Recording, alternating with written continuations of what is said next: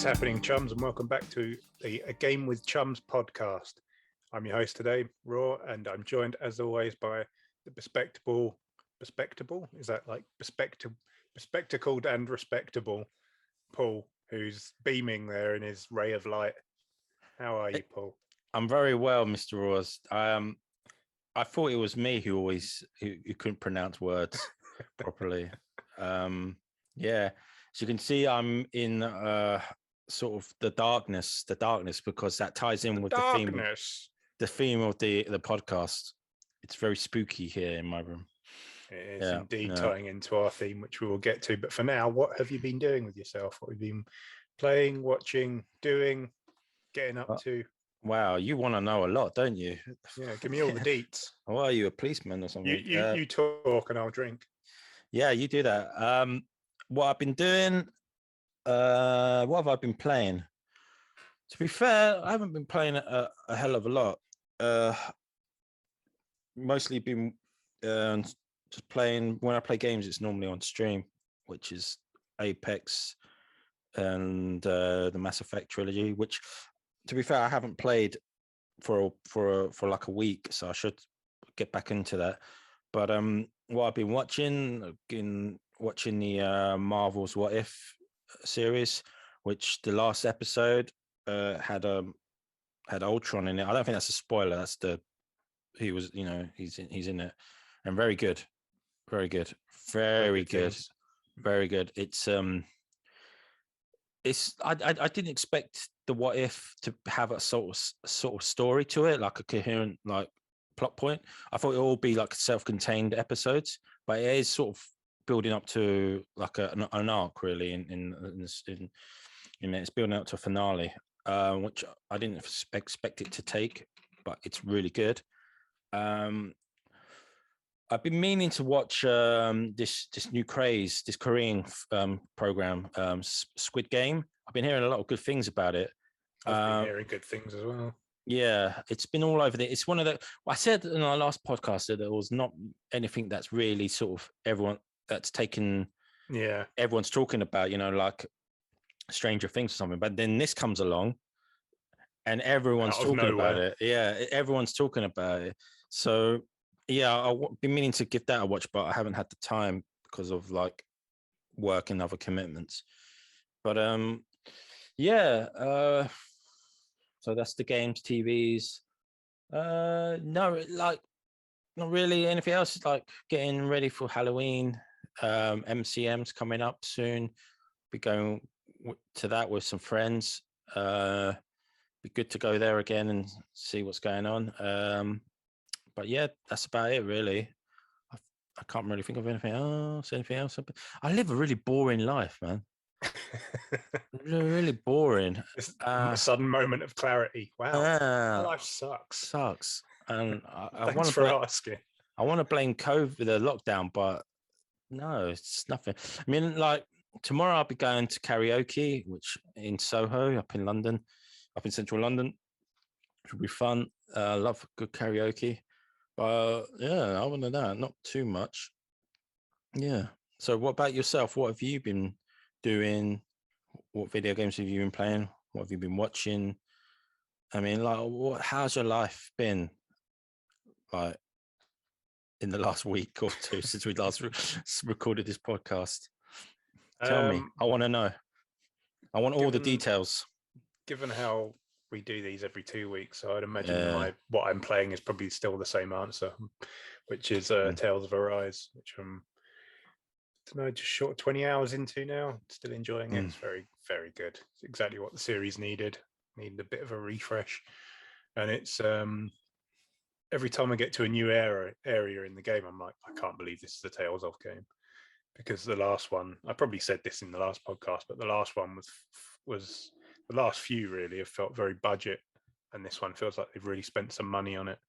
And I got to this new kingdom, not yesterday, a couple of days ago, and it just looks amazing. And it's just like, how is this a Tales of game? It constantly is blowing my mind in terms of the presentation of it, and it's fun to play, and the characters are great too. So that's what I've generally been playing. But also, there's another Halo Infinite test flight on this weekend, so Haven't had as much time to put into it as I would have liked, but I played a little bit of Big Team Battle last night, which seems pretty good. It's got a couple of other things going on in it now. It's not just sort of like two teams fighting each other. There's like little side objectives on the map. So there's these like forerunner doors on. I don't know if there's. I've only played on one map. I don't know if it's the only map they've put in this test for BTB, but it's the only one I've seen.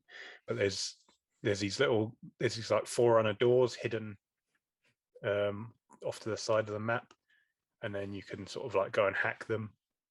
And it takes a bit of time to open it. And obviously, if someone comes and kills you, it stops your hack.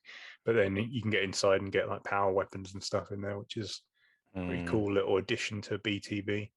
Mm-hmm. So I've been playing a little bit of that, not as much as I would have liked to. I've been watching. I've mentioned this a couple of times. I was doing a big marathon of My Hero Academia to catch up again for Series 5. Which I think is, I don't know if it's finished airing now or if it's nearly finished airing, but I finally made a start on that. I'm about 8 or 9 episodes into season 5 of that now. Yeah. And it's good. It's a bit slow going at the moment, but it's entertaining.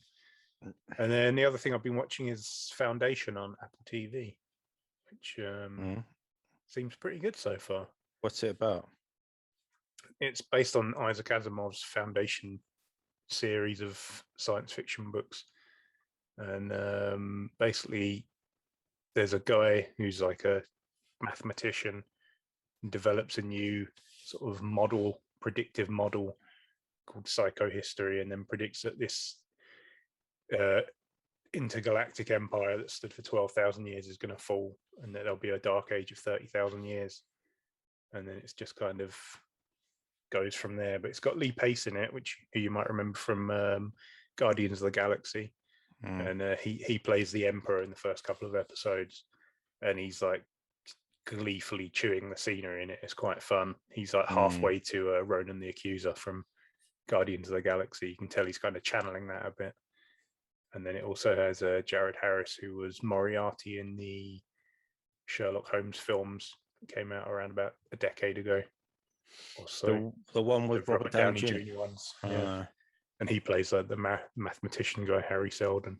But yeah, it's pretty good. It's like there's a couple of like him and Lee Pace are pretty much the main names in it, and all the other people in it I've never heard of before. And, so those two are kind of like a step above. Everyone else is kind of doing a decent job, but them two are kind of carrying it in the first 2 episodes. But it's good, and you can tell that Apple have spent some money on it. It's a good looking show, and it's very sort of. I mean, it's very like intergalactic sci-fi, so there's plenty of effects shots and everything. And yeah, I'm quite enjoying it so far. I think the 3rd episode just came out last night, so I'll probably watch that later and see how it goes from there. Yeah, I'm enjoying it so far. And I've also been trying to listen to Spirit Box, just put their album out, and I've been trying to listen to that and just not having enough time, but I've listened to about half of it and it sounds great. So I'm very happy about that. And that's about it. Wow. What I've been doing, just sitting indoors consuming. Very, very detailed explanations. Yeah, man. Like going back to your My Hero Academia thing, I haven't been watching any anime at all. I try to watch Jujutsu Kaisen, and I kind of fucking find it really boring. Wow. I can't get into it. I just can't. Guy. I do like you know me, man. I like my shonen like anime and just anime in general. It doesn't matter what kind of anime it is. If it's good, I'll watch it. But I think it's kind of overrated, to be honest. I could see why people like it. It's cool. It's fresh. It's not fresh. It's stuff. It's not fresh. It's things that's been done before. I mean, it's very like clicky, and I look at it and go, yeah, I've seen this before. You know, in various other animes, and no, I feel like I'm struggling to get through it. Which for an anime, it's just, for such a hyped anime, I find it a bit surprising, because I thought I'll just want to watch each episode one after another. But man, I've just been like, you know what? No, I don't need to watch the next episode. I might leave it for a few days, come back to it, but yeah, so far it's just not clicking with me. Maybe it will in later episodes, but no, not at the moment. yeah, I just wanted to add that. I know it's a hot take, but yeah, I'm just not finding it Yeah, I very mean, entertaining. I enjoyed it. I mean, it isn't really doing much new, but I enjoyed. It's kind of the deal with shonen anime, though. You've seen it all before. It just depends on whether the characters click with you, really. Yeah, And I That's quite like some of the characters in it. I think Nobara's great. yeah, I don't know. It's just a typical. The protagonist is like kind of generic. You know, he's like viewed as a bit fuggy, but he's got a heart of gold, and he's and he's strong, and you know he stands up for like against bullies, and you know, I don't know. It's just I just like kind of not really getting. And he's got a mysterious, cool mentor and a rivalry with someone. It's just I don't know. Maybe like I'll have to watch, or I have to get through it. And I think it's 22 episodes, but I think I'm like 7 or 8 episodes in them, and I'm just like, I'm not really feeling it. But, you know, there you are. But anyway, yeah, onwards to gaming news, I guess. The next segment of the news. podcast. What has been happening in the Well, world of gaming? as you know, Mr. Rawls, because you have a big brain. You know, you know everything that's going on in the world of video games. Omnipotent, yes. Omnipotent. Omniscient, everything. The Tokyo Game Show has been happening this week. It has been happening. But what has been happening within it? Not a lot. Not a lot. Just laying it out there. Not a lot. Nothing really. I mean, Xbox had an event. Not a lot happened there. Square Enix had an event. I think just the time of recording this was yesterday. Capcom. I'll be honest, I completely forgot about the Square Enix stream. A friend of mine WhatsApped me and said, "Are you watching the Square stream?" I was like, completely forgot it was on. Yeah.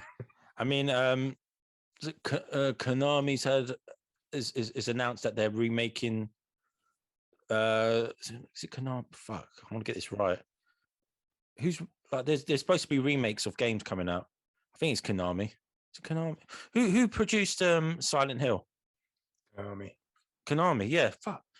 I think this stuff is all all still rumors, though, isn't it? Like yeah, but it's people have rumors. come out and said that and Metal Gear will be like supposed to be getting remakes. Metal Gear, Silent Hill, and something, Castlevania. But yeah, I think this is all still in the rumor mill, but it seems like a lot of industry people have corroborated it, so it seems like it's pretty set on happening. There's some.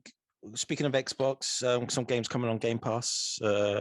Scarlet Nexus is coming on Game Pass, which I was on Twitter when that was announced, and a lot of people were like, "Oh man, I just bought that."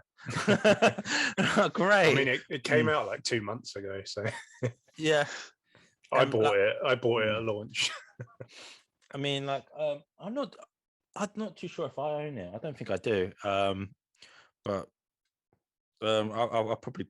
Excuse me, I'll probably be playing that on Game Pass. It's definitely worth checking out. Yeah. If you're on Game Pass and you haven't played it, definitely at least give it a go, because at the very least it looks really stylish and the combat's fun. The story is nonsense. Oh, well, of course it is. It's a Japanese JRPG. The stories are nonsense in there. I mean, probably even more than usual. It's just like it constantly tries to one-up itself. It's like this ridiculous, crazy thing happens. Yeah. And before you've even had time to digest that, the next thing has happened, and it's like, let me breathe. Just stop with the craziness for 5 minutes, and let me catch up to the last crazy thing that happened. Yeah, it's fun. It's just very silly and over the top, but the combat is really good. There you are. As well as that, AI Somnium Files was announced for Xbox as well, which is quite a surprise, honestly, because that came out on PS4 and Switch in 2019, I think. And, wow. I have it on Switch. You can just see my Switch games there. I bought it on Switch and I haven't even played it yet. I played the demo and I was like, this seems pretty cool, so I bought the game. And they announced the sequel like a few months ago, I think, and they announced that was coming to Xbox, and everyone at the time was like, that's kind of weird, the first game skipped Xbox, so I guess now the first game is there. So if you wanted to buy the sequel, go and play the first one. Phil's been in Japan. He's making deals. He said that he wants more game. He wants to invest in more Japanese titles. So he's probably been knocking on the doors of various developers. Let me in. With his big brash American ways and his geeky t-shirts that he wears, kicking doors in, pushing people over, being just being a really case of money on the table. Yeah, like being a really typical like Westerner, flash and loud and just like with his suitcase full of money. This money's yours. Currency. That game is mine. Yeah, with his hard currency, it's all US dollars because it's the most valuable currency. But that's legal tender in the 50 states, baby. Yeah. So Tokyo Games has been happening, but in terms of news, not a great deal. Not as much as people were hoping for some announcements and rumors to be confirmed, but at the moment, there's not a lot of not big news coming out. There has been a new demo for the Final Fantasy spin-off Stranger of Paradise, which has inadvertently spawned a new meme, which might be the most entertaining thing to come out of that game. Yeah, the game looks looks bad. Yeah, I saw the memes are quite fun. You showed me the meme, and the first thing I said to you was, "Oh my god, this game looks bad." It looks really bad. It looks PS3 sort of era game type game. Yeah, I said this to you earlier when we were talking about it, but it makes me think like was this a game that's been in like development hell for like a decade or something? It was meant to come out on the PS3 because it doesn't look great, and it looks very much of like that kind of period of time as well, like very edgy dude bro kind of thing. And I haven't played the demo, but I've seen bits of it, and I'm just thinking, what are they thinking with this? It just doesn't look appealing in any way. Yep.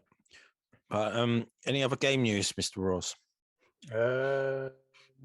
Sony have acquired another studio. Yeah, they have. The developers of Demon's Souls. Yep. The what they were a porting sort of remake studio, Bluepoint. They also did the Shadow of the Colossus remake. That's right. Yeah, they. I meant to say like the remakes of the classic PlayStation games. Yeah, and they also did. If anyone can remember the MGS HD collection. Oh yeah, that What was that? PS3 360. 360 era. Yeah. They did that as well, and it was quite widely lauded at the time. And I think they also actually did the. They didn't do the Silent Hill one, did they? No, that was someone else. I think they did the Eco and Shadow of the Colossus HD remakes on PS3 as well, I think. Oh yeah, I have those. Yeah, still. Yeah. So yeah, they're a very talented team, and they've said that their next project will be an original title. So this will be the actual first like original IP they've worked on, something that isn't like someone else's game that they're remaking or porting. But yeah, they're a very, very good technical team. So it'd be interesting to see what their first new IP ever is going to be like. It will look good and it will run well, that's for sure, because they've got the technical chops. But Sony did actually acquire another studio, I think. I can't remember if this was before our last podcast and we forgot to mention it, or if it happened in between. But they acquired a team called Fire Sprite, I think. Right. Which was, if I'm remembering correctly, I'm kind of going off of memory here, was yeah, this is the one.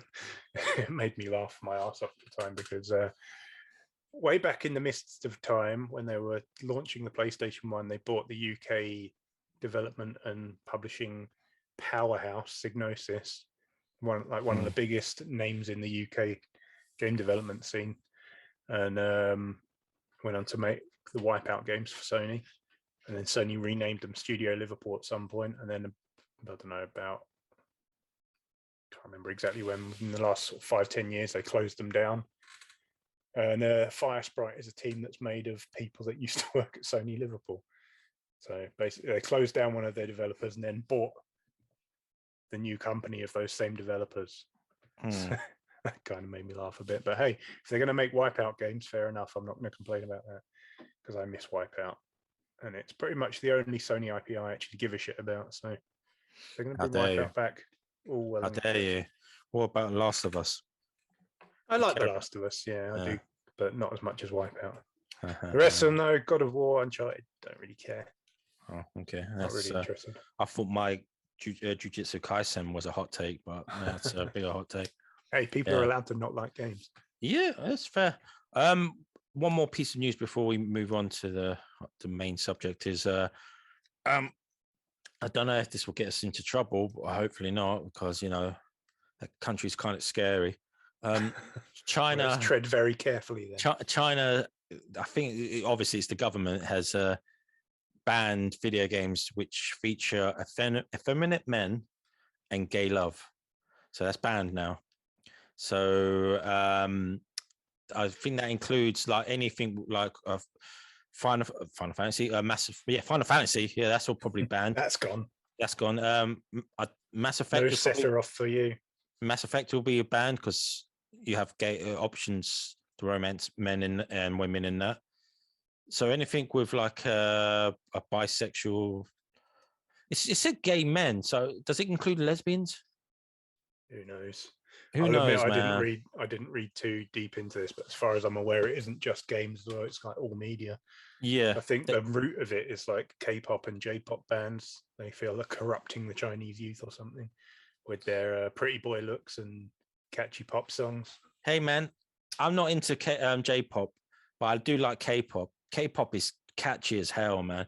That's one thing. Like one thing I think that Korea has over Japan. Like I'm pretty sure, like Japan were the first ones to. I mean, Korean barbecue is pretty good. Yeah. Yeah. Well, I don't think I've ever had any, but I think Japan did develop the sort of, that sort of style of music. Style, but Korea, like especially here in the West, it's sort of K-pop is huge. Like they've released some catchy tunes, man. But yeah, that's just that's China, man. Their government is cracking down on these things, and they also like crack down on like how much video games that kids can play, which if you're a parent could be a good thing, like. But yeah, from what I heard about that is that they mainly brought that in because of parents, because parents were like complaining about their kids spending too much time playing games. So apparently that was quite popular with like Chinese parents when they brought that in. Well, so says the Chinese government, but like, come on, man, how much can we believe from that? Well, to be fair, I wouldn't believe any government. Yeah, but I especially wouldn't. I especially wouldn't believe that type of government. But that, so I think that's about it.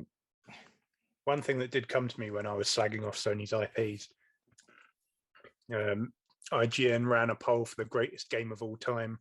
Oh, I know that. Yeah, I know that one. Yeah, and it generally I'm very live and let live, and I'm like, yeah, if people like what they like, I don't like it. It doesn't bother me, but it did kind of irk me. The winner. I know who that is. The winner was God of War 2018. Yeah, I know. I have it on my shelf. It's hidden. I have it. And I got it as well. Yeah, it's hidden behind my near replicant special edition there, but it is there. I have completed it. Mine's there in the void of darkness. In the void of darkness. Yeah. But yeah, I liked it. I thought it was a good game, but I wouldn't put it in the top 100 of all time personally. Really? No, I thought it was. I thought it was decent and not much more really. I found that weird. That's very strange that they got a War one now. When I read that, I was like, really, of all time, like what? I mean, I have to think there's a lot of recency bias in it. It's just like people have played that more recently than like did they Half-Life 2 or Ocarina? Are they like saying that it's the best, like in terms of mechanics, story, graphics, just the best all round? Well, that's the thing. It's really too broad a thing to categorize. But I mean, I'm not surprised because it's a very popular game and it did very well and it reviewed very well. I'm not going to argue that. It's just for the kind of games I like, it didn't really do that much for me. But I just think there's so many games out there that are better than that. And I don't begrudge them the win. Like I watched the making of documentary and they clearly like poured their heart and souls into that game. and it clearly resonated with a lot of people. But I saw that result and I was like, really? But anyway, we shan't dwell on that, and then we instead shall get on to our main topic for this podcast, which is very timely, not to mention pertinent, given Paul's very spooky background. If you listen to this on audio, check out the video, because there's like a looming void of darkness behind Paul, which I'm pretty sure is full of terrifying monsters. Which brings us neatly onto the main topic, which is horror games, because we are now into October, the month of Halloween, where we usually do a bunch of horror game videos on the channel. And we thought we'd have a chat about what kind of horror games we've liked over the years, and maybe some we didn't like, some that maybe fall in between. So, Paul, what horror games do you like? So it's gonna like what kind of games like we enjoyed. What made you do a little poop in your pants? Well, I do a poop in my pants all the time, so I don't need horror games to do that. No, that's why you've got a big pile of diapers behind you. No nappies. You can't see them because you're not American. You bring me you pull that up when I do that. I'm doing it to you. No, it's completely fair. I said that without even thinking about it, and now I'm kind of shook. Before we get onto horror games, can I just mention the fact that Americanisms in speech in British conversations, it annoys me so much that when I hear like YouTubers, commentators bring say elevator, I'm like, you're not American, it's lift. All right. Do you know what I mean? It just when they say math, it's maths. There's an S on the end. You're not American. Don't go, I've done the math. No. When I hear people, the subject is mathematics. Yeah, mathematics. I say that as well. It's mathematics. It's not mathematic. All right. So when I hear like personalities say that, and with the most British and even the most like poshest English accent, and they go math, I'm like, oh my god, you're not American. It irks me too, and as I say, I'm pretty shook that I said that without even realizing it. I feel absolutely ashamed right now. You should be. You should. So I'm just going to go. You belong in. I'll carry this podcast on my own. You belong in the void. But that's horror in itself to a Brit. So, but horror that's game, the scariest horror game. Horror games, man. Yeah, that Americans say weird things, and I just don't like it when we say it like unironically. But speaking of games, like horror games, man, like I do like a good horror game, but I find it like recently, I don't think there's been many horror games that have been produced apart from stuff that's on PC. I'm going to bring like a recent one, which I played briefly, which got a lot of attention, is Phasmophobia. You've not played that, have you? I haven't. No, you should try it. We should do a video on it or something like that. It's very like. This is a co-op horror game, isn't it? Yeah, that's right. Where you're basically ghost hunters. There's no weapons and no nothing like that. The whole objective of the game is to go to a location, find out what kind of like ghost or entity you're dealing with, survive the hunt, and then gather information and basically identify what kind of a ghost it is, and get out there alive, back to your van. It's a simple premise, but it's very spooky. And when a game like that, when you get a horror game like that, YouTube's all over it. Like, and people stream, make videos of it, everything. There's always that one horror game. I mean, like when there's like a popular horror game, like I can say, oh god, what's the one where PewDiePie played it a lot? That sort of made his career. The one that you run away from. Yeah. Oh my god, Amnesia: The Dark Descent. That you get horror games you get games like that come around every so often. And of course you got the Five Nights at Freddy, which is done to death. Oh god.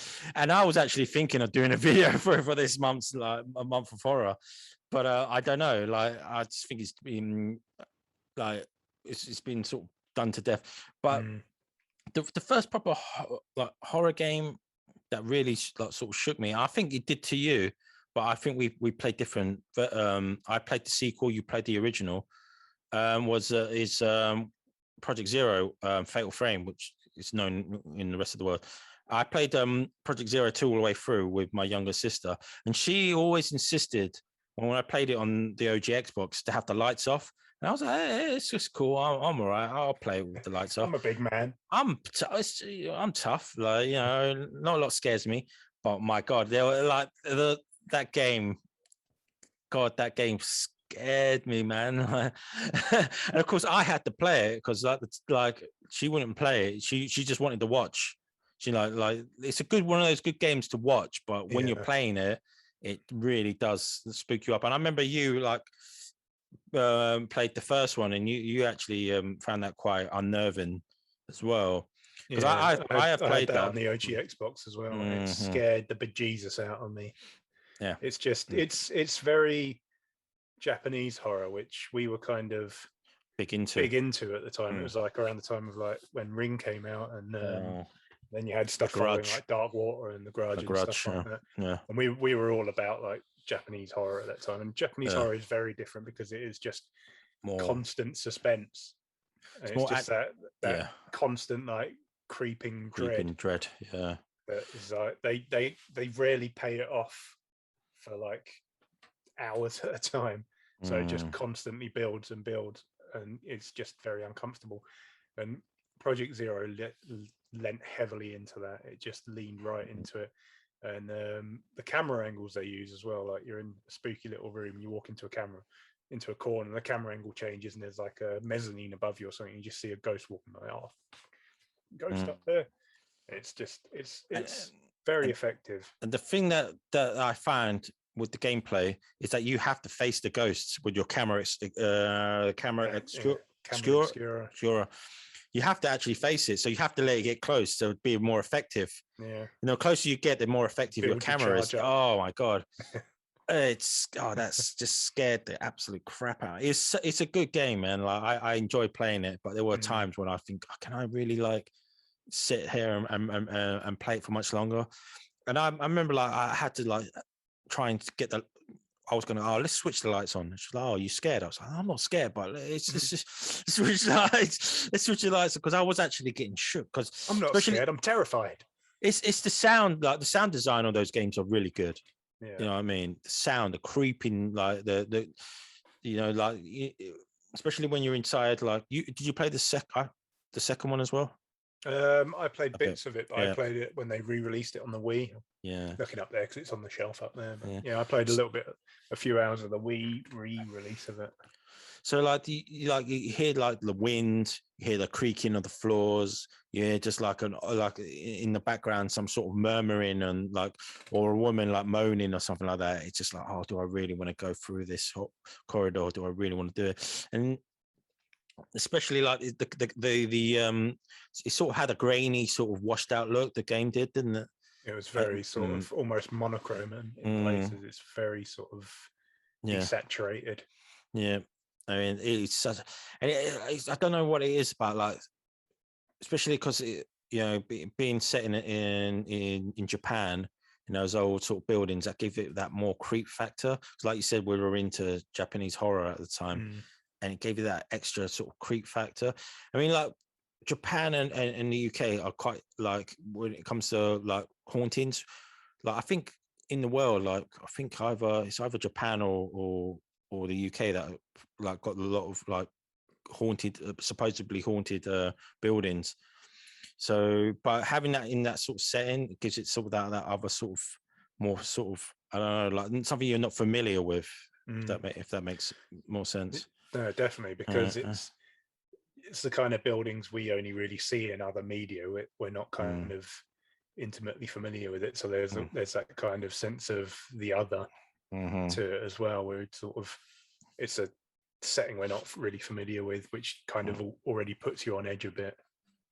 And then just all the crazy stuff going on. They're very scary games. And the last one that came out, which was Fatal Frame 5, was it? Maiden of Blackwater. Only ever came out on the Wii U, and only digitally in the UK. Is actually getting a re-release this month. But unfortunately, I think it's actually on Halloween, so it'll probably be a bit too late for us to do a video of it for our month of horror. But I'll probably buy it and check it out. Apparently, it's not the best in the series, but I do like the series. Yeah, I mean, I think the last one I played was number 3.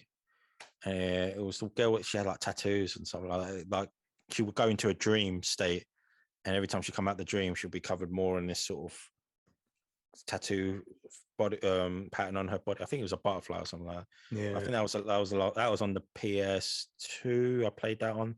Lost Butterfly or something like that. I remember like the second one was something like that. Second one was called Crimson Butterfly. Oh, I'm not too sure. That's what I'm thinking of, isn't it? Yeah.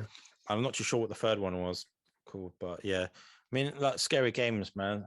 It's like Japan do make scary games. Like I don't know what it is with that kind of those developers. They're just oh man, they're all slightly mad. They're really creepy sort of people. I mean, you think of like the cult horror games, and most of them are from Japan. Like Resident Evil has kind of veered towards and away from horror. Flip flops quite a bit over the last like 25 years. Yeah. But that's like the big one.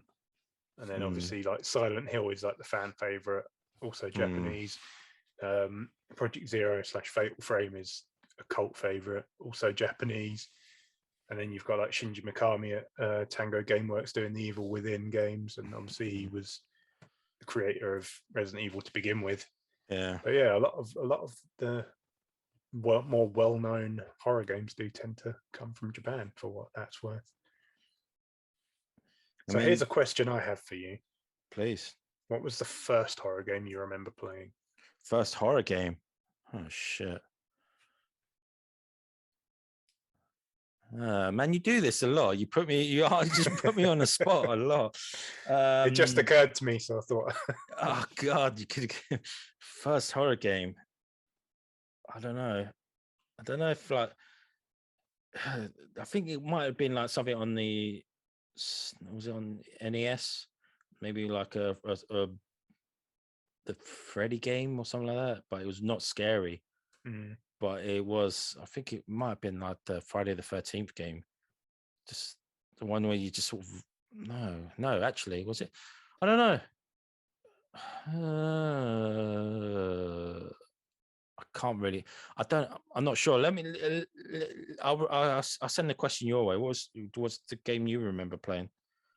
I think in terms of actual, what you'd probably class as an actual horror game, it probably would mean the first Resident Evil. But yeah, I think probably the first one that had like horror elements was probably Splatterhouse.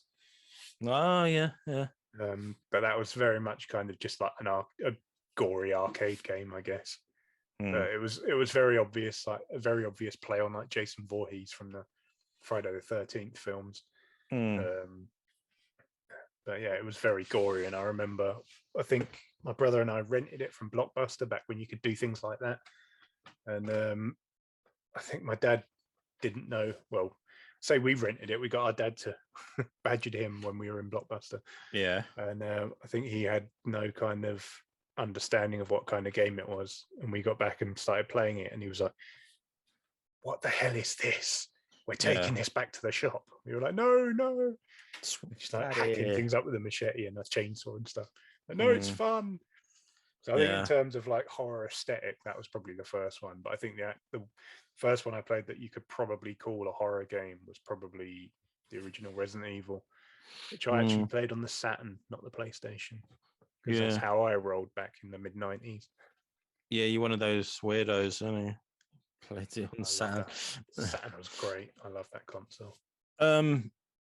Yeah, maybe it was one of the. I don't think I played the original Resident Evil. I did play 2, but yeah, I can't. Yeah, that probably was it actually.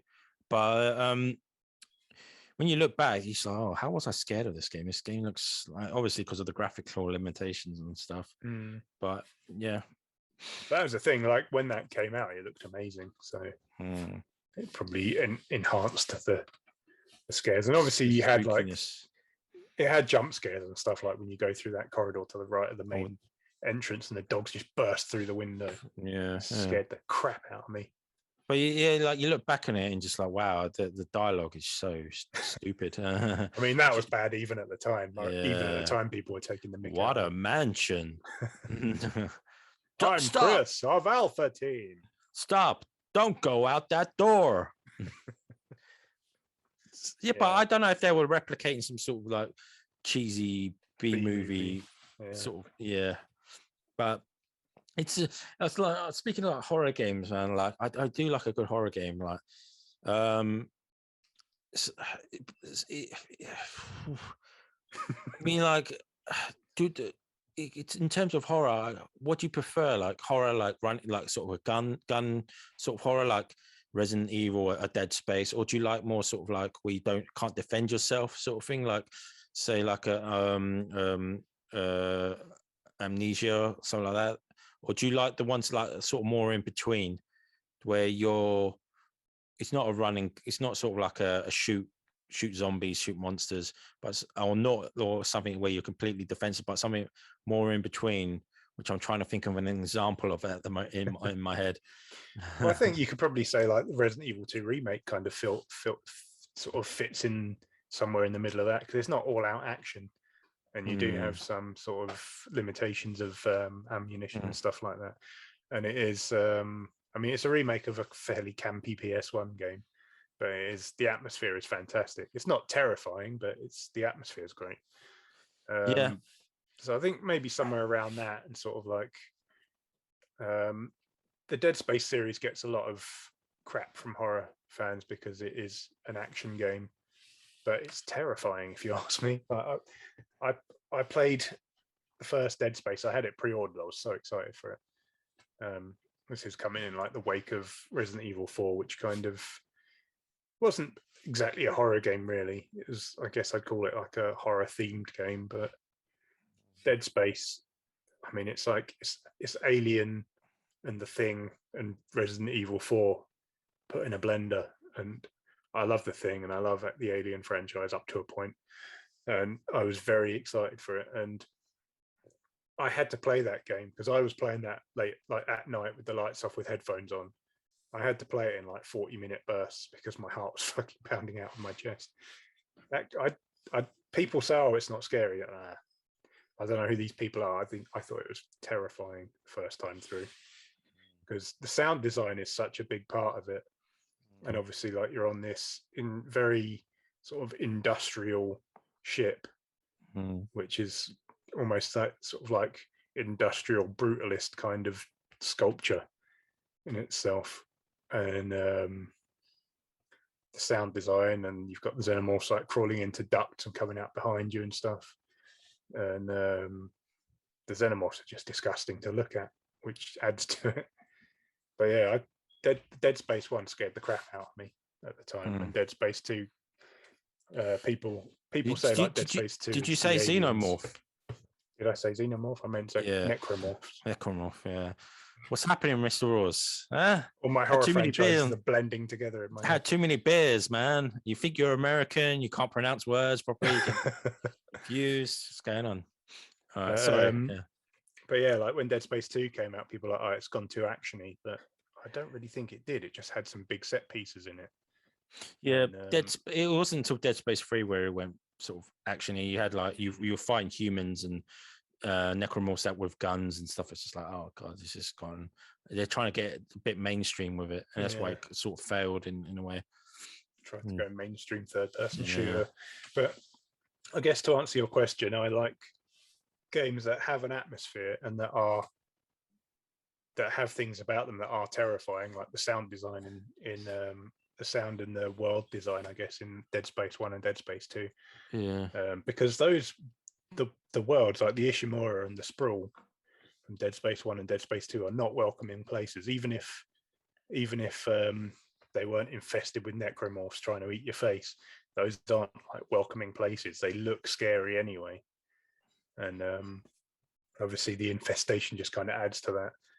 So games that have the sound design and the world design and the atmosphere, but they also allow you to have some kind of agency in it. Like, I've said this before that I still haven't played Resident Evil 7 because it came out as a first-person horror game, and I was kind of sick, I guess, of horror games at that point because the genre kind of went away for a while. No one was really making them, like established studios, and the only reason they stayed around was because there were like indie teams making them on PC, and they were making these first-person hide games, basically, like as you mentioned, like Amnesia. And then you had the Outlast games, and then Layers of Fear, and all these games that came out that you would just kind of experience. I didn't like Layers of Fear. I didn't think it was that good. No, I didn't. Really I was like, what's everyone getting all hyped for about this? It's just I didn't really find it interesting, to be honest. And it was one of those games where they were capitalizing on the trend at the time of those sort of horror games, you know, first person, just sort of walking in a hall, you know, occasional jump scares, but no actual agency in the game. Nah. And that's why I kind of, when Resident Evil looked to be kind of pivoting towards that, it really put me off. Even though I know there are weapons in that, and there's quite a lot of fighting in it. Just the fact that it looked like, because I was really annoyed that all horror games basically at the time are like first person hide in a closet games, and I basically stopped playing them. And then when that's one way of putting it, hide in a closet. I mean, I played Amnesia years back when it was blowing up, and I was like, yeah, the atmosphere is great, but all I'm doing is like walking forward 10 feet and then hiding in a closet. And then like Outlast came out, and it was pretty much the same thing. And like Layers of Fear, and I'm sure there are tons more. And then to see Resident Evil pivot towards that, I mean, Resident Evil 6 was terrible, so they needed to do something different, but that wasn't what I wanted them to do. So I still haven't even played Resi 7 just because I was kind of put off. You're missing out there, man. You're missing out. Resident Evil 7 is great. It's probably like, apart from Resident Evil 2 remake, it's probably my favorite Resident Evil game. It's that good. It's got that right mix. Apart from when it goes near the end, where it sort of does go gun ho, it is like a first person shooter near the last level. They sort of forget all the tension, the atmosphere, the creeping dread, the helplessness. You just go balls to the wall, gun. Apart from that, the last bit, but the beginning and the middle is very good. It's very scary as well. It's like there's genuine scares in there. The Baker family, God bless them. They took their influences from like films from the 70s, like, you know, the Texas Chainsaw Massacre and stuff like that, and they used it well. And the game was also influenced by a certain cancelled IP as well, like, you know, the Kojima and is it Benicio del Toro? Guillermo del Toro. Guillermo del Toro.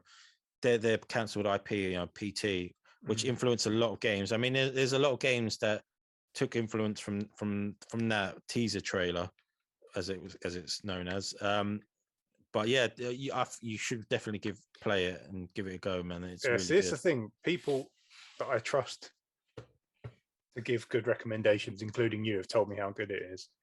And I know it's not a like first person hide in a closet game, but there was just something so visceral in my reaction to it when they first unveiled it that I just still haven't gotten around to playing it. And I own it, and I own Resident Evil 8 as well. It's on the shelf there. And I won't play that until I play 7, but I just can't find the motivation to actually play 7. Well, man, you got it's Halloween, the month of horror. You don't have to make a video of it, man. Just get into it. Just play it. Just play it at night. So you can yell and wake up your neighbors and stuff like that. Yeah, I mean, there is one counterpoint to me saying I didn't like all these indie first-person hiding games, and that was Soma, which is by Frictional, who made Amnesia, and I loved Soma. I thought it was fantastic. But that's more on kind of the themes. It's very sort of existential themes going on in it. Very sort of like what's the word I'm looking for? Post-human kind of stuff. The fact that it's more sort of sci-fi tinged kind of carried me through it, but it is also very much a hide in a closet first person game. Well, there's also like the Alien game, Alien Isolation. That was like pretty much a hide in the closet game, but that game generally. I remember we played the demo of it in is it EGX years ago, man, years ago, and there were people going, oh my god, like I did it as well, and I remember we were waiting in the queue and we can hear people going, oh, and I was just like, whoa, what's going on, man? And I was like, it can't be that scary, and it was like the xenomorph on its own, like it's scary because I know in Aliens 2 and in the later games they sort of they made the aliens cannon fodder, really, didn't they? They lost that sort of fear that they had in Alien. But in Alien Isolation, oh my god, this creature is terrifying, and it had that sort of that AI. That new, I can't remember what they called it. Do you remember what they patterned it? I don't remember that off the top of my head, but it was very. It was like smart AI. Yeah, it sort of reacted, and it didn't have a set sort of path in where you could sort of like hide and like it will turn its back on you, or if it's stuff like that. In some horror games. But this one will track you down. Anything like any sort of noise you make, it will track you and look. If you hide under you can hide under a bed. It will look under there as well because it's like, oh, it could be in here. Yeah, man, that game's good. I genuinely like when the alien first appeared. I was like, oh my god, what? I just put my control down. I was like, shit, I got to get past this. That's the thing with that game. It's like the first 2 hours, there's no alien. It's just like other people and like androids and stuff. You say that. You say there's no alien, but I do remember a part where I think I was getting onto a turbo lift or a car or something, and I stood around for a while because I was just like, okay, I'm on my phone, and then I got attacked and killed by the alien. I was like, oh my god, what? This was before it made its appearance. Where it comes out of the ceiling. It did that, and I was like, oh, it killed me. What the hell? I was like, okay, great. So if you stand idle or something, the alien will come and kill you. That game, like the opening hours, like once the alien turns up, are terrifying. And then after a while, you kind of get used to the presence of it, and it just becomes tense instead. So you don't lose the fear of the alien as such, but it doesn't like put the fear of Jesus into you when you see it. It's just like you just kind of switch into a mode where like, oh, now I've got to creep around and hope it doesn't hear me. And so for me, it stopped being scary after a while, and it was just very, very tense. Right, especially because it was all like save points and stuff. There was no like auto saves, so it was more like, if this thing catches me now, I'm going to lose half an hour. Got to be really careful. Yeah, it had that save stations, didn't it? And I think even when you saved, the alien can still attack you because it's doing it in game. It doesn't take. It's not like it doesn't pause the game. It's still happening. So I remember getting attacked. I don't think I did get attacked, but I always had that feeling. I was like, oh, come on, save. Oh, no, I'm get killed here. But yeah, that game as well, sort of after a while, like you said, it did lose its sort of the fear. It did make you tense, but you weren't as afraid of the alien. You're more afraid of losing progress. Yeah. And then like near the end, obviously, I don't spoilers for a 6-year-old game, but there are more aliens in it. Like I think the developer was like, well, there's only so much you can do with one alien. Let's have more aliens. But it didn't go gun ho or nothing like that. But it's still, once there was more than one, I was just like, no, it's not. There are weapons in that game as well, but they're extremely rare. You can't kill them. You can't kill them. No, you can't. You can't kill the alien, but the working Joes and stuff like that. The androids, you can. You can. It's really not worth doing because they take so much. Create a hell of a racket, and you have. It's not even like survival horror style limited ammo. It's literally like one shot. Bullet. Yeah, it's not even no point of fighting those working Joes, or they're so tough. It's just like, what's the point?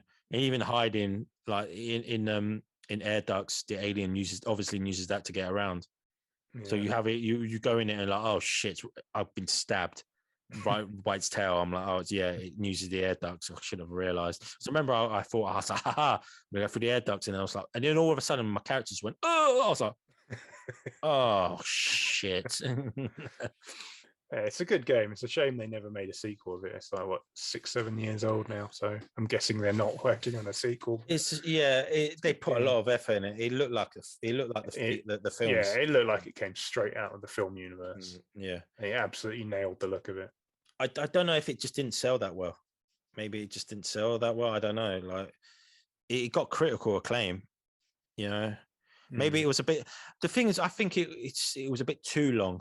It's definitely too long. Yeah, they could have trimmed a bit out of it. They didn't need it to be so long. I think it was. It's like 20 odd hours, isn't it? 20 hours. I was like, oh, what can you do for 20 hours with just hiding from an alien? They should have made it about 12 hours. I think that would have been a good length for it. But yeah, I mean, like, I remember there was a period in gaming where there was just horror games all over the place. Like, if I look back on my collection, I think PS2, Xbox, the 360, PS3 area had really good horror games. Obviously, you had the classics like the Silent Hills and the Resident Evils and all that. But I find, like, I'm trying to think back to last gen, and I was like, there wasn't that many. Obviously, there was the PT, but that got cancelled. But there wasn't that many horror games, at least on console. I do know that obviously on PC there was tons of horror games. But that's the thing; it thrives on PC, but yeah, it's kind of it's not where it used to be on console these days, unfortunately. I mean, you did have the odd one like the Outlast series. Yeah, had 1 and 2, but other than that, you could not get into those games. And you had the Evil Within. I mean, apparently the Evil Within 2 is maybe really good. Yeah, I've heard good things as well. I mean, and that is another. We played the demo of the first one of the first Evil Within at that same EGX.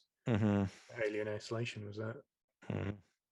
But yeah, I own Evil Within 1, and we did actually do a video of it for one of our months of horror. I think maybe our first month of horror.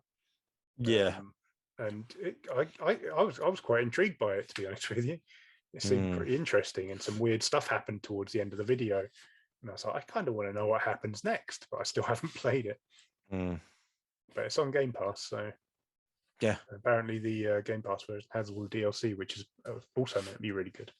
So yeah, the Evil Within 2, the people that like that game love that game. It's meant very good. But yeah, it's just like, I just remember there being lots of horror games on the PS2. I think that was its golden period where there was just tons of like horror games from Japan that came out on that. Well, yeah, I mean, you had 3 Silent Hill games, 2, 3, and 4 The Room. You had like the Forbidden Siren stuff. That's right. Which was made by the guy who was like the main guy on Silent Hill, who went over to Sony and formed Team Silent. Not Team Silent. He was on Team Silent. He went over there, and Team Siren created a Sony Japan studio to make Forbidden Siren, and we played a bit of that as well. If you remember, one of our months of horror, we did a video of the first Siren game. I think. Yeah. It had like the English voices. Yeah. Like, oh no, who are you? Yeah, it's quite jank. Yeah, it was very campy and weird, but yeah, like PS2 had a lot of that stuff, and then like the Xbox OG Xbox had some as well. And I think what was that game? The Suffering, was it? Yeah, where you played like the inmate. Yeah. And that was kind of interesting. I think we did some videos on the first 2 of those games. But yeah, just these days you don't really seem to get many other than like Silent Hill's basically gone. You mentioned PT, which was supposed to be a playable teaser for a new Silent Hill game, which kind of fell apart when Konami got rid of Hideo Kojima, and so that never happened. But other than Resident Evil, there's not really anything. Like Dead Space died with Dead Space 3. Well, there's the remake coming out, isn't there? They are remaking it, but yeah, It's not going to be new. Don't really seem to get many new horror games these days. I mean, like, I think one of the last horror games that generally spooked me was a game called Sweet Home. You ever played that? I think that's a Thai game, or it's based on Thai culture. Yeah. And I did a video. The one where you're locked in a school. Yes, right. Yeah. No, is that no? I might be detention or something. I did make a video. I did make a video. I remember you made a video of it. It's a first-person game, wasn't it? And I think you're trapped in a school or something. For the first level, I think you are. I mean, I just remember like you're being stalked by this entity. Scary girl, yeah.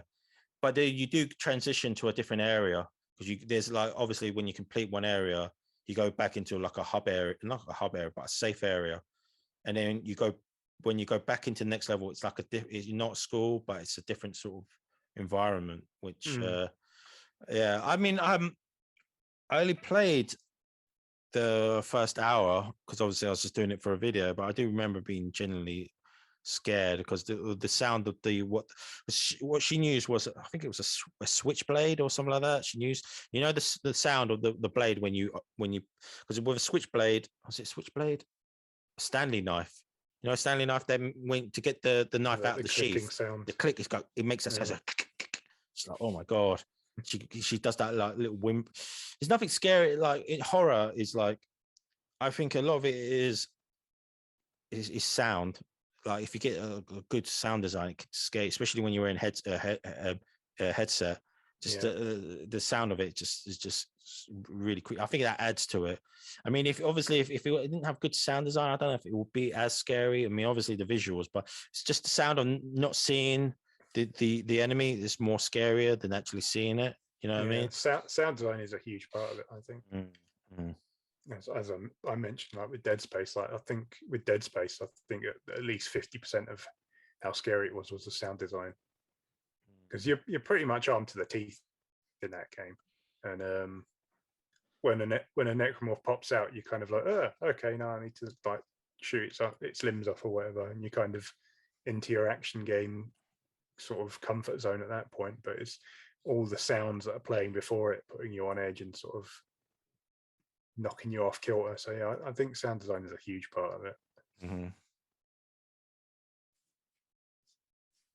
Oh, are you done? He just went quiet. He just went sound design. I mean, I thought you was going to carry on. I was agreeing with your main. I thought you was going to carry on. He just sort of went quiet. I was just like, oh, okay, yeah. But like what has there been like a horror game that's genuinely scared you? You know, like generally the way you think I can't play this anymore? Because obviously I've got one, but everyone's gonna it's predictable what I'm gonna say. But if you got one, because I do know that you don't scare as easily. Because if anyone's watched any of our horror games, especially that one where oh god, what was that one where that doll's following you and you got to turn around to switch the light on? And remember, we played it. Emily wants to play, yeah. And there's bits in it. If you watch the video back, when I'm playing it, I'm like, oh my god. And Rose is like, I'm not scared at all. I'm like, well, you're not the one playing it. And we were playing it around Dan and Nikki's old place, and me and her were just making like, sounds like that. You know, like it was generally like it was just all it was just like what's the word I'm looking for? It's all just jump scares. Jump scares, yeah. But it still it kept getting me, and I was just like, oh god, it keeps getting me, man. But yeah, just that you got those types of games. But I do like a game where it's generally like more atmospheric and dread, not based on jump scare. And good, I say good sound design is probably what scares me most. I mean, if I was sitting in here in this dark void I'm now with my headset playing a scary game, I'll be scared, man. You know what I mean? I'll just be like, oh god, because it's just sound. And especially when you got a good headset. And it's just all you can hear is every little crack and murmur and straight into your ear holes. Oh god, that's spooky to me, man. You know, like that's why I liked Project Zero, Fatal Frame 2, because that had good sound design. and not just visually. Like the game itself looked scary. I mean, you're playing these anime sort of girls, and just like, all I've got is a bloody camera. I've got All I've got actually is a face camera and a short skirt. Yeah, and I've got to face these ghosts to beat them. And that's some scary stuff, man. I think the only horror game I've noped out of was one I actually did a video of last year for our month of horror. Oh yeah. And it's the kind of thing where, depending on the circumstances, it probably wouldn't be scary at all. But it was the Exorcist VR game, and nothing that happened in the video was. If you watch the video, you probably like, what's wrong with this guy? There's not really much going on here. Certainly nothing you haven't seen in another game. But it's when you're in VR and you're kind of like completely enclosed. And like if you're playing a game on a TV, you can look away from the TV. If you're playing a game in VR, you look away and the TV comes with you. So you can't do much other than like take the headset off, close your eyes. Close your eyes. You've still got it like the earphones blasting the sound straight into your ears. And there is a sense of presence with VR, which is the main selling point of VR. Like Half-Life Alyx is so good because it almost feels like you're there, because it feels like you're in the world. Like look around and everything is around you and it's scaled, and you can move your hands around and look at your gun and all that kind of stuff. And that kind of presence in a horror game is just a bit too much, because you kind of feel trapped in it a bit. And I've got respect for anyone that just like has a channel where they're just playing VR horror games all the time. Maybe you get desensitized to it, but I played like half an hour of that game. I was like, that's the end of the video. Bye, I'm done now. And literally all that happens is like you go to investigate a murder scene in a church, and it's just deathly quiet in there, and there's like a dead body, and you're looking for clues. And you go into like the priest's back office and you're looking through his like belongings and stuff. And then you walk back out into the church and all the lights go off. And then like you start seeing things like flashing up all around you, and like progressively, like that thing that horror films love to do, where they're like something moves closer to you, but it just like flashes. So you like get a face there and it flashes light, and then it's hair, and then it's right in front of you. It's doing stuff like that. And nothing that would terrify you in a horror film or any other horror game, but because it's in VR, was just too much. And I was just like, yeah, I'm this video's done now, and I'm never playing this game again. And I haven't played it since. Would you play it again? Like ever? Probably not. No. It's just the sense of presence is just too much. I don't know. Like if I had a bunch of people around and they're all like, "Oh yeah, show me a VR horror game," then I'd play it if there are a bunch of people in the room or something. But I don't think I'd want to play it by myself again. And I haven't touched it in like a year at this point, so I can't see myself going back to it. But other than that, like I enjoyed like the atmosphere of horror games, like stuff. As I said, like Dead Space scared the crap out of me at the time, and I do get scared from horror games, but I enjoy the kind of the atmosphere. I don't like absolutely crap myself, but I enjoy like the sort of rising tension that you get from it. And but some of my favorite horror games of all time aren't really what I'd call scary. Like Silent Hill 2 is not just one of my favorite horror games, but probably one of my favorite games of all time. And I wouldn't call that a scary game at all, but it has that very Japanese sense of like creeping dread and foreboding that we were talking about earlier in this podcast, and it's just dripping with atmosphere. And I think that's the main thing for me, is atmosphere. Jump scares, yeah, fine and good. Gore, not really interested in gore. Gore doesn't really do much for me, but atmosphere is what I like in a horror game. Cool. Yeah, I agree. Like atmosphere is key. Sound design's key. It's like I think the last proper scary game, I think everyone's gonna say, is PT. Is like, it's generally a scary game. It's beautiful. Like it's just what we talked about. It ticks all those boxes. You know what I mean? I mean, all it is just a chap going around in a circle, like, you know, infinite loop, finding clues to like sort of change the next cycle, all the while getting stalked by this entity. What was her name? She had a name, didn't she? I can't remember. Not Alice. Oh bloody hell! Yeah, I remember we did a video for it, and I was just like, I had to play it, and you guys all teasing me like It's because you you and hadn't Dan. played it before. That's why. And I was just like, what am I supposed to do here? And you guys will go, just look. I was like, well, that doesn't help. I know this game's so cryptic. Like if you don't not having a guide, or if you don't look at every nook and cranny, it's going to take you a long time. I mean, honestly, it's pure chance in a lot of circumstances that you just happen to do something that works. But I think that is kind of like the inverse of what we talked about earlier when we were talking about Project Zero, Fatal Frame, where it's kind of like the setting is kind of almost alien to us in a sense because it was like very traditional, like Japanese buildings, and that kind of puts you off kilter. I think PT is kind of the opposite of that, where it's a very mundane environment that no one is kind of, it's not something anyone's really unfamiliar with, just a hallway and like a bathroom and a front door. Everyone knows that, but it took something we all kind of know and just is just part of everyday life that nobody ever gives any thought, and made that terrifying. And I think that's kind of part of the power of PT. But again, sound design, atmospherics, and there's parts where they just change the lighting, and you'd be amazed at how much just like having the lighting change color will throw you off. Like you'll go through one cycle and it's just lit normally. You come out the next time and it's like all the lights are red or blue or something, and it's just like it feels completely alien. They had some really cool ideas of how to mess with people's heads in that game, and it is a huge shame that they didn't go on to make Silent Hills. Yeah, I mean, I reckon it would have been a good game, but I don't think it would have been as scary as the PT. You know, because I don't know, maybe they would have. Who knows? You know, Kojima and not Del Toro. What's his name? Guillermo del Toro. Yeah, it's Guillermo. Norman Reedus, who then went on to be in Death Stranding instead. Yeah, but the thing is, like, you don't actually see Norman Reedus' face until the end, but he would have been the main character. But I don't think Norman Reedus would have liked to be in first person. He's like, you got to show my face.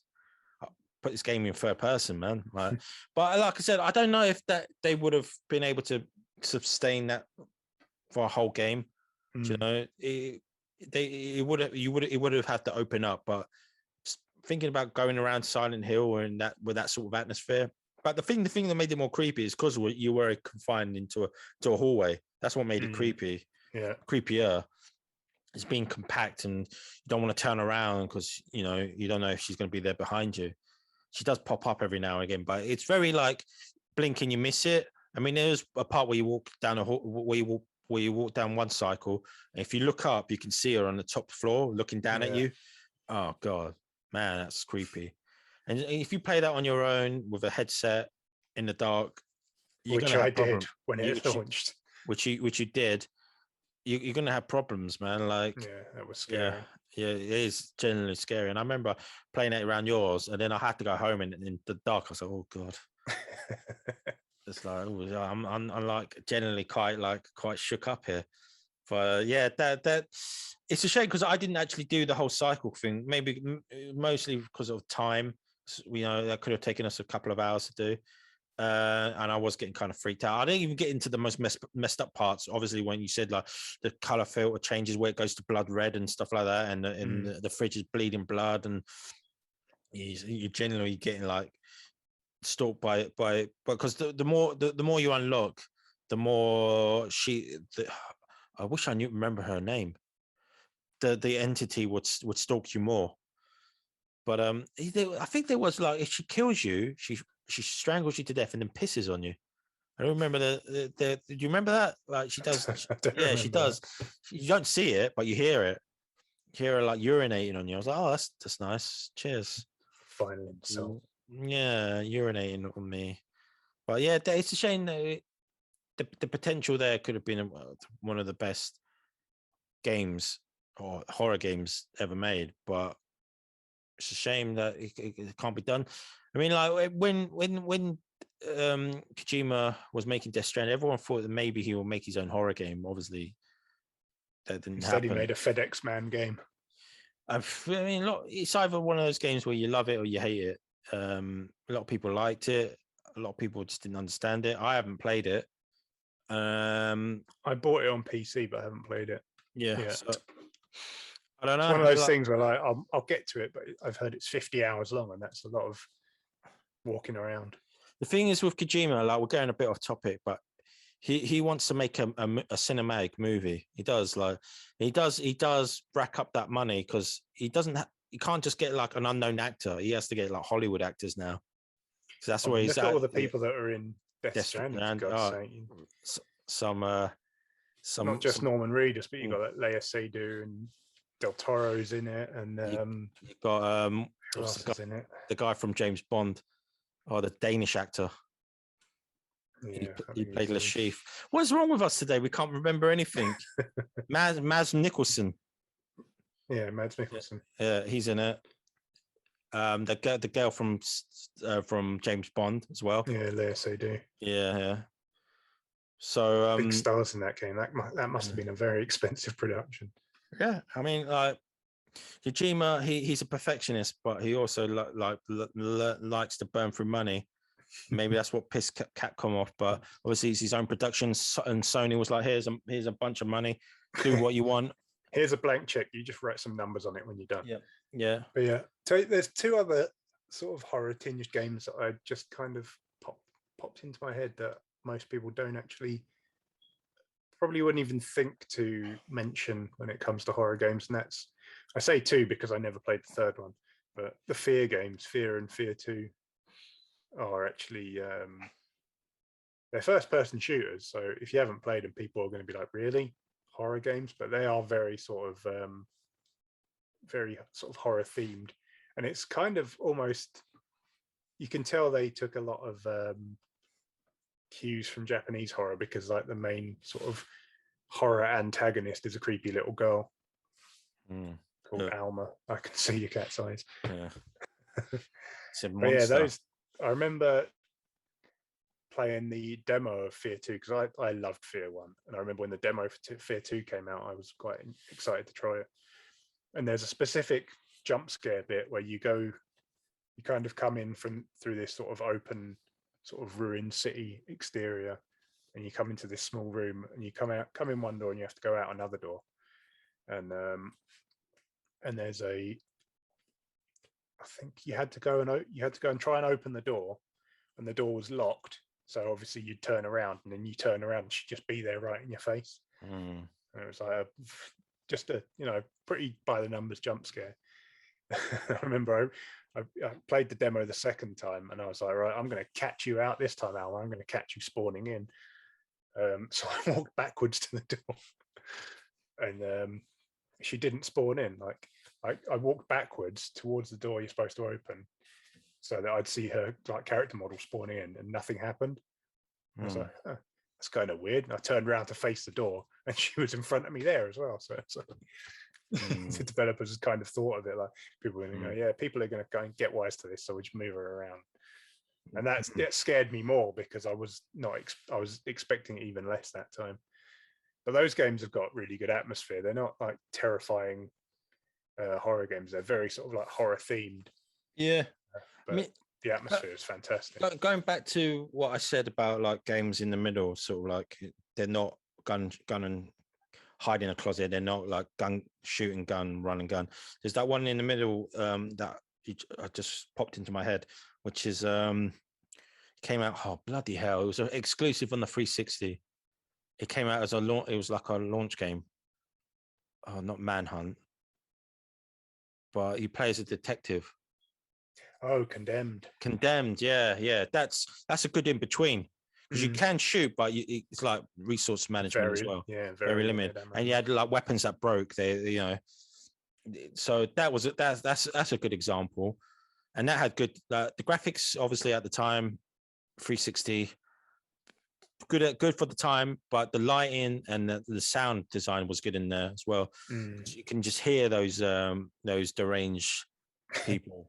But like they would walking through like a deserted like shopping mall or something. You just hear in the background. You're like, oh God, where was that? Yeah. It's like, oh God, I've only got 2 bullets. I'm gonna have to use melee. Oh God, use this plank of wood. My plank of wood's broke. What? I've just got to run and grab something.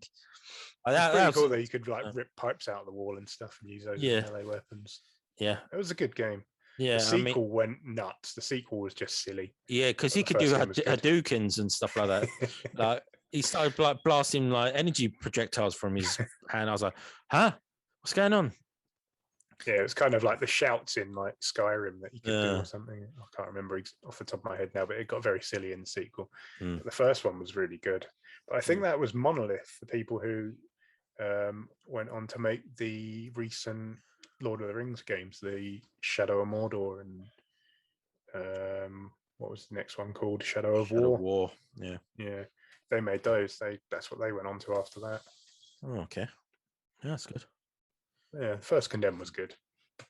But yeah, like we need, I think, especially like if you don't have access to a PC, it's harder to play horror games because it's just maybe they're not that profitable, you know. I mean, it's good for content if you're a YouTuber or stuff. I mean, like what if you like Phasmophobia? Obviously, it's a PC game, but that's like that blew up big time. It's not as many people talk about it now because obviously it's probably a new sort of fad that people are playing now. Obviously there was Among Us that blew up and everyone started playing that. But yeah, they're just I would like developers to sort of invest a bit more into horror because I think it's a neglected genre in video games. Obviously, you got the RPGs covered. They got the first person shooters covered. You know, you got the action games covered. Like but horror just seems to be sort of like forgotten about. It's like the sort of unwanted stepchild in a way. It's not as many games coming out for that. I'm sure there are like some, but they're just not. They're not promoted as well unless it's like a Resident Evil or not even Silent Hill because they don't make them anymore. So it's just very a long while since the last Silent Hill. I mean, like you obviously have like the odd game like the Outlast, which was probably the biggest like console sort of horror game that has come out recently. But even that, I think, was first on PC, wasn't it? That was one of those. This is the thing. If you're on PC, you're probably fairly covered. But even there, it's mostly like fairly budget sort of indie stuff. Sort of along the lines of like Outlast or even like Bloober Team's Blair Witch and stuff like that. You don't really get big budget horror games anymore, other than you'll get a Resident Evil every 3-4 years, and other than that, that's basically it. Like as we mentioned, Dead Space died like a decade ago, or just under a decade ago, and they're remaking the first one, but that's not an original game. Other than that, I can't really think of anything else that's coming that's like fairly big budget, other than the Callisto Protocol, which is being made by people that made the first Dead Space, which is also apparently supposed to be set in the PUBG universe. So figure that out, a sci-fi science fiction horror game set in the PUBG universe. You got that Evil Dead game coming out, but that's going to be more comedic than anything because obviously I think that's based on like did you ever play the Friday the 13th game? That's going to be sort of that sort of gameplay. Oh, did you ever played it? But I've seen plenty of it. Did you? That's probably like it's going on to that probably style of game is the most popular sort of style of horror game now. Is where you got the Dead by Daylight and Friday the 13th, which I think is that defunct now? I think they had legal troubles or something. I don't know. I think that's like they the people who own the rights to Friday 13th pulled the plug on it. I don't know, like there was some sort of legal disputes, but that's the sort of horror games that are more popular now, like online sort of stalker games and stuff like that. It's like Resident Evil even tried that fairly recently, didn't they? They put out that co-op multiplayer game where you've got one player like playing as a mastermind, setting traps and stuff for people, and then the other player's like trying to escape a haunted house or something. I can't remember what it was called, but It's just I'm not interested in that. I don't really want to like Phasmophobia might be different, as you say, but generally I don't really want to play a multiplayer horror game. That kind of is going to kind of impact the atmosphere for me. And atmosphere is like the main thing I'm looking for. Yeah. Right. So like, yeah, I mean, yeah, I think that's. What do you think, Mr. Ross? I think we've gone on for long enough about what's about horror games or the lack of horror games at the moment. Sad state of horror games today. Yeah, I mean, there is like one horror game that I played which was made from a developer in Wales. Was, I hope I'm pronouncing this right, made of Skia. Made of Scare, yeah. Scare, yeah. That's. I mean, I played that for the channel, and it did have good moments in it, but it obviously had budgetary limits. But I kind of feel like of horror, like you don't need a massive budget. You know what I mean? To be scary. I even kind of like the jankiness of some games but as long as it's got that sort of, like we said, like good sound, good sort of good sound design, good sort of visuals and stuff like that. I mean, we have missed some fairly obvious sort of mid-budget ones actually in all this, which you kind of reminded me of with Made of Scare, which is the Dark Pictures games. None of which I've actually played, so I don't know if they're actually any good. Oh god, yeah, and of course the interactive game that came out on PS4. Until Dawn. we did a whole let's play of it. Yeah, Until Dawn. Yeah, I don't know if you'd really call that a horror game. To be fair, I mean, kind of horror themed. It was. There were parts of it like were quite frightening, especially when you had to hold the controller and be silent if you moved the controller. I remember I did that, and I was just that was frightening because it would read no movement as movement. That was why that was frightening. We lost like 3 characters in that let's play, and you put the controller on the table at one point, and it was like, no, it didn't hold it still enough, and like 3 people died. Yeah. I lost like half the character, like half the characters due to the controller thinking I moved even though I didn't touch it.